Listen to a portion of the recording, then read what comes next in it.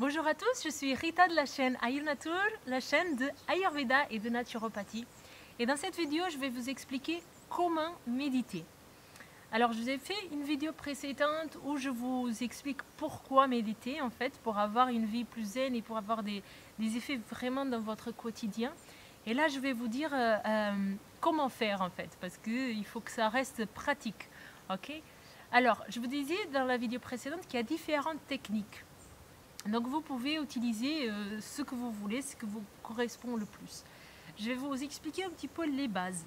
Alors, dans la plupart des méditations, pas toutes, mais dans la plupart, on parle d'avoir le dos qui est droit. Ok? Parce que pour différentes personnes, différents courants vont vous dire des raisons différentes pour le faire. Il y a certains qui vous expliquent que c'est l'axe pour relier la terre et le ciel. Il y a différentes explications. Mais déjà, tout simplement, si on veut partir dans le côté pratique de la chose, si vous êtes tordu, vous allez avoir mal au dos. Et ça, je peux vous expliquer d'expérience parce que pendant pas mal de temps, j'ai fait une pratique qui est le Sahaj Marg. C'est aussi connu comme le Heartfulness, le cœur plein. C'est une méditation que j'avais commencé en Inde et qu'après j'ai continué pendant pas mal de temps. Il y a des ashrams un peu partout dans le monde, même à Marseille, donc j'ai continué pendant un certain temps. Et c'est une méditation qui ne dit pas d'avoir le dos droit. Mais ce qui se passe, c'est que je me suis rendu compte que dans les ashrams, surtout en Inde, ici on le voit un peu moins en Occident, mais surtout en Inde, on voyait souvent des personnes comme ça, et qui s'endormaient même, des fois on les entendait ronfler. Alors, c'est pas super. Et moi, pour l'avoir fait, je sais pas si je vous ai déjà dit, mais j'ai une double scoliose, enfin une scoliose qui est compensée à deux endroits. Et j'ai souvent si j'arrête de yoga par exemple, j'ai super mal au dos. Donc moi j'ai des problèmes de dos de base. Et le fait d'avoir fait cette méditation où je ne faisais pas attention à la posture, ça me faisait très très mal. Donc moi d'expérience, je ne vous conseille pas de faire une méditation où vous n'avez pas le dos droit. Ok?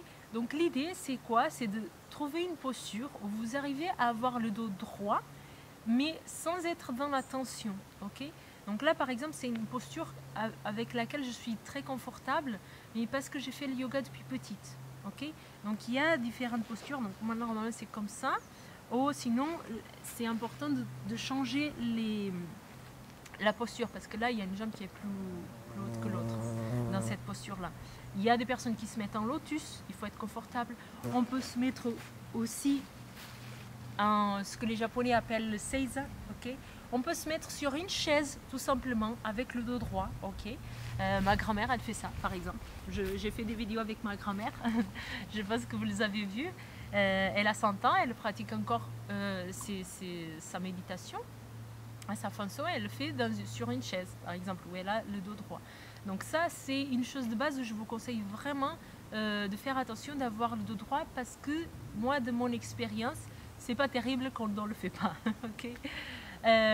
Après, autre chose à faire attention, comment avoir le dos droit, c'est si vous êtes par terre, alors sur une chaise c'est plus facile, hein, vous mettez les pieds parallèles sous les genoux. Ok, il faut que les pieds, le calcaneum, je ne sais pas comment on dit en français, le talon du pied, il soit au niveau du genou, et vous faites 90 degrés avec la chaise.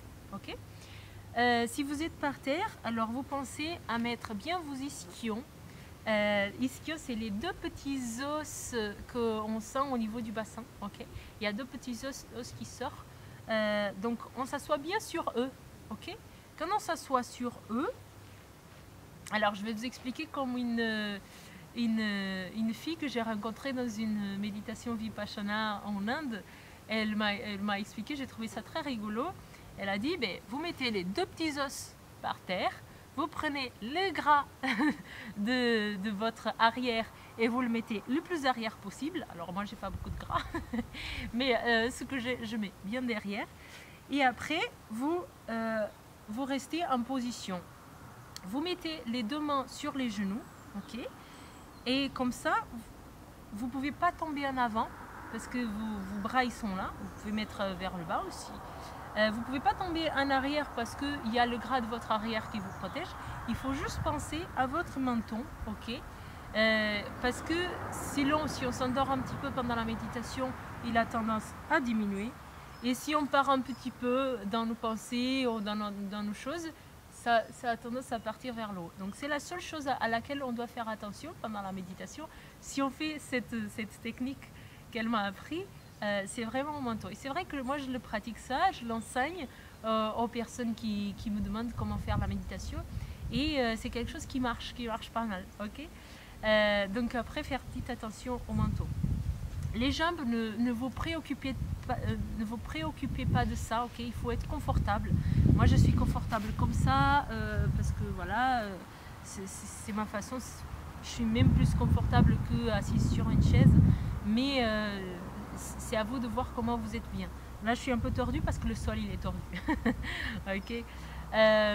Voilà. Après, qu'est-ce qu'on doit faire? On doit porter notre attention, c'est ce que je vous disais dans la vidéo précédente, sur un objet particulier. Alors, il y a une technique qui s'appelle Anapana, que je trouve qui est très bien pour les débutants. Je vous ai parlé dans des vidéos précédentes de Nadi Shodhana, qui est très bien, surtout pour apaiser Vata, donc je ne vais pas le répéter, ok, c'est le contrôle du souffle. Regardez la vidéo Apaiser Vata, ça s'appelle quelque chose comme ça si vous voulez la voir. Sinon, je vais vous parler d'autres techniques qui sont un peu plus avancées, je ne sais pas si on peut dire ça, mais ce sont des techniques vraiment de porter notre attention sur quelque chose. Donc, Anapana, on va porter notre attention sur ce petit triangle qui englobe nos narines et qui finit dans la lèvre supérieure. Ok, donc ce petit triangle. Quand on pratique cette méditation, cette technique de méditation, on va essayer de sentir toutes les sensations qu'on a à ce niveau-là. Donc c'est une pratique qui est bouddhiste et qui marche pas mal parce que du coup, on a une zone qui est très petite. Donc pour focaliser notre attention, c'est beaucoup plus facile. Alors, c'est notre attention, c'est pas la concentration, encore une fois, parce qu'on est dans la concentration, on est un petit peu dans l'effort. Et là, c'est juste l'observation, c'est juste de porter notre attention. Donc, quelles sont les sensations qu'on peut avoir à ce niveau-là? On peut avoir la sensation de chaud, de froid avec la respiration. On peut avoir peut-être des petits moments où ça gratte. On peut avoir des fourmillements. On peut avoir plein de choses en fait. Et c'est juste être attentif et de ne pas essayer de justifier cette sensation qu'on a. Okay, parce que des fois on dit, tiens, on essaie de justifier le pourquoi de la sensation qu'on a. L'idée c'est de laisser ça de côté. Okay. Et à partir du moment qu'on a une pensée, parce qu'elles vont venir, c'est normal et ça ne veut pas dire que vous ne savez pas faire ou que vous n'êtes pas bon dans cette pratique. Elles vont venir et c'est comme ça. Okay. À partir du moment que les pensées viennent, quand vous vous apercevez, vous revenez à votre attention dans ce petit triangle. Okay. Donc avec la pratique, normalement, ces pensées qui se dévient, elles arrivent de moins en moins. Surtout, c'est le temps, en fait, le temps où on s'aperçoit, parce que l'idée, c'est que quand vient une pensée, on a tendance à faire une histoire. Après, ça continue. Et donc, ça peut être plus ou moins long. Et avec la pratique de la méditation, cette histoire, elle est de moins en moins longue parce qu'on s'aperçoit de plus en plus rapidement qu'on est parti. Et donc, on revient de plus en plus rapidement. Okay. Donc, ça, c'est une technique de quoi je peux vous parler aussi. Je peux vous parler aussi de porter votre attention sur les chakras. Okay. Donc, il y a 7 chakras. Vous pouvez porter votre attention sur chacun d'entre eux. Vous pouvez faire des techniques avec des mantras. Donc là, par exemple, encore une fois, avec les chakras, il y a des mantras. Si vous voulez, mettez en commentaire, je ferai d'autres vidéos pour vous expliquer bien les méditations pour chaque chakra et tout ça. Les mantras, ils sont très puissants parce que ça provoque une vibration à l'intérieur.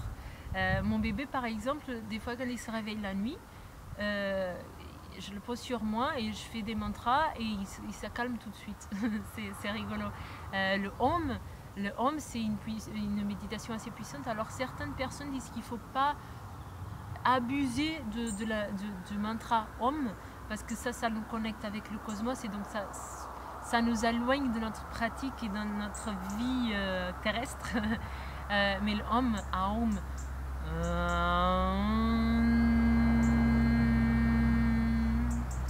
sent une vibration qui vient et qui va vraiment travailler sur tous nos organes internes. Donc vous voyez, il y a plein de méditations différentes. L'idée, encore une fois, quoi que ce soit la technique, c'est d'être attentif au moment présent, à ce qu'on est en train de faire, ok, à toutes ces sensations, à toutes les choses qu'on peut observer. Okay. Si vous connaissez d'autres techniques de méditation, je vous invite à les mettre dans les commentaires pour pouvoir aider, inspirer d'autres personnes. Parlez de vos expériences, de ce que vous avez déjà fait, toutes ces choses-là. Voilà. Si vous avez d'autres commentaires aussi, vous pouvez les poster. Si vous ne savez pas encore votre constitution de base, alors là, ces techniques de méditation, elles sont bonnes pour n'importe quel type de constitution de base, que vous soyez Vata, Pitta ou Kapha, ou des constitutions doubles. Mais dans tous les cas, si vous voulez les connaître, le test, il est toujours accessible en descriptif de la vidéo. Vous pouvez aller jeter un coup d'œil, c'est gratuit. Et sinon, je vous dis à la prochaine vidéo. Merci.